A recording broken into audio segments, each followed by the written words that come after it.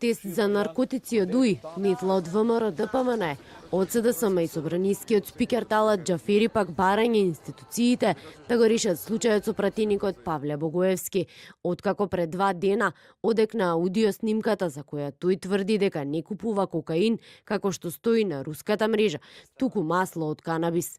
ДУИ преку иницијатива, така наречена ветинг, бара секој пратеник и функционер да се тестира за користење наркотици. Велат ке почнат од нивните редови, но очекуваат поддршка од сите останати. Контрола за, да речеме, коруптивни действија, за криминални действија, за наркотични средства, за било каква поврзаност која што ниту од етичка, ниту од морална гледна точка, ниту од законска гледна точка би била прешка за да таа личност и служи на јавноста. Тестирање на функционери поддржуваат и од опозицијата.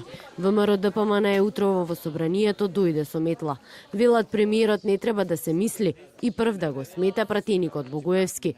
Од партијата најавија и покренување иницијатива за одземање на мандатот на пратеникот. Павле Богоевски мора да си поднесе оставка како пратеник и тоа веднаш. Тоа е најмалку што може да стори од морални причини. Само на тој начин Богоевски ќе докаже дека има намера да остави истрагата против него да се одвива непристрасно и без влијание. Од Алијансата за албанците пак велат дека на наркотест не треба да подлежат само функционерите и пратениците, туку и нивните најблиски членови од семејството. Конкретен одговор за иницијативата на ДУИ нема од нивниот коалициски партнер. Од СДСМ само кусо ги повикаа институциите да си ја сработат работата. Од ЛДП без конкретни одговори за случајот. Најавија дека ќе бараат легализација на марихуаната, но велат не било поврзано со случајот на Богоевски. Секаде компаративните анализи и компаративните споредби со останатите земји каде што веќе е легализирана марихуаната и канабисот покажуваат дека се намалува користењето на тешките дроги, покажува дека се намалува и користењето и на самата марихуана од страна на луѓето кои што ја користат и сметаме дека крајно време е во општеството веќе да не замижуваме пред појавите кои што постојат, туку да ги ставиме во законска рамка.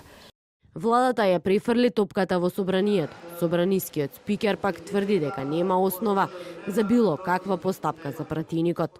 Во овој момент нема основ за покренување на какво било постапка.